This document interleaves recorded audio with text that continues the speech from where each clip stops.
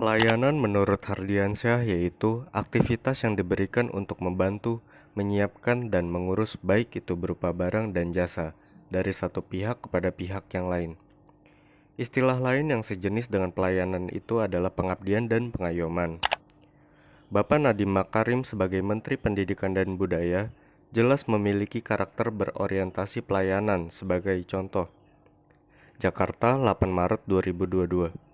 Menteri Pendayagunaan Aparatur Negara dan Reformasi Birokrasi, Menteri Pan-RB, Cahyokumolo, memberikan penghargaan Adicita Suwaka Pertiwi kepada Menteri Pendidikan Kebudayaan, Riset dan Teknologi, Bapak Nadiem Anwar Makarim, sebagai Pembina Pelayanan Publik Prima tahun 2021.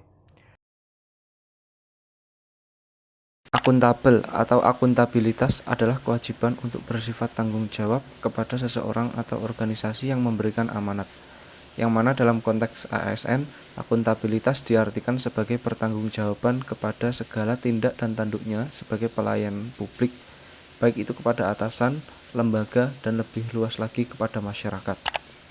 Hal ini dicerminkan dalam role model Bapak Nadiem Makarim dalam peningkatan transparansi dan akuntabilitas dana BOS atau bantuan operasional sekolah untuk keperluan yang tepat sasaran dan tepat guna.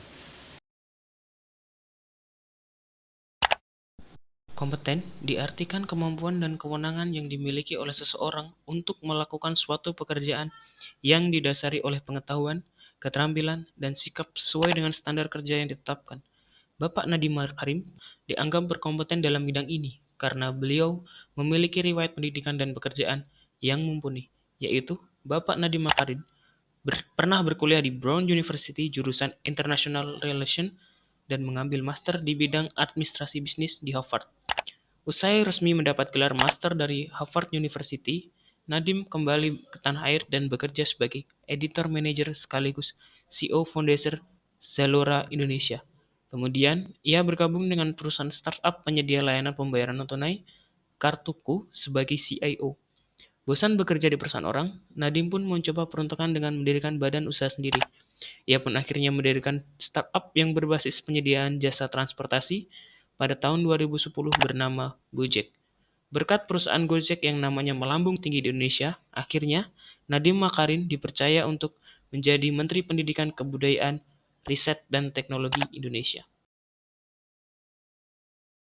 Harmonis dalam bahasa Yunani adalah kerjasama antara berbagai faktor dengan sedemikian rupa hingga faktor-faktor tersebut dapat menghasilkan suatu kesatuan yang luhur. Sebagai contoh, seharusnya terdapat harmonis antara jiwa jasa seseorang manusia. Kalau tidak, maka belum tentu orang itu dapat disebut sebagai satu pribadi.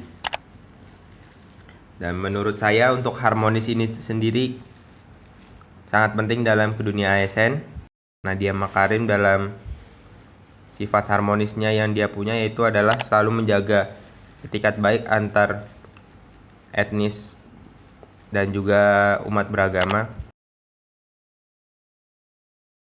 Loyal sendiri merupakan suatu sikap di mana pribadi seseorang yang memiliki rasa tanggung jawab, yang berdedikasi tinggi dan mengutamakan kepentingan bangsa dan negara.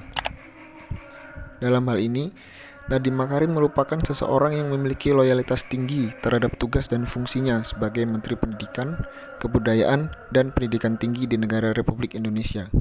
Sebelum menjabat sebagai seorang menteri, beliau merupakan CEO atau pemilik dari perusahaan transportasi ternama yang berbasis media online yaitu Gojek.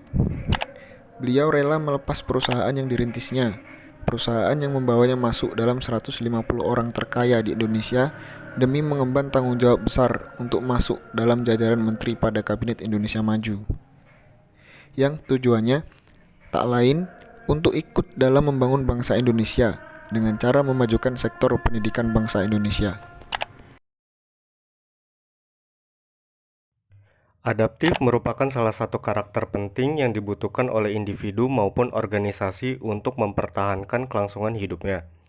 Terdapat alasan mengapa nilai-nilai adaptif perlu diaktualisasikan dalam pelaksanaan tugas-tugas jabatan di sektor publik, seperti diantaranya perubahan lingkungan strategis, kompetisi yang terjadi antar instansi pemerintahan, perubahan iklim, dan perkembangan teknologi.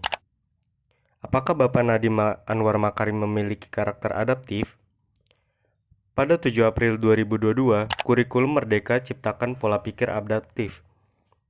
Kurikulum Merdeka hadir untuk menanggulangi krisis pembelajaran di Indonesia imbas pandemi COVID-19. Kurikulum Merdeka diharapkan berdampak pada terciptanya generasi adaptif yang mampu bertahan menghadapi perubahan zaman dengan kekuatan mereka sendiri.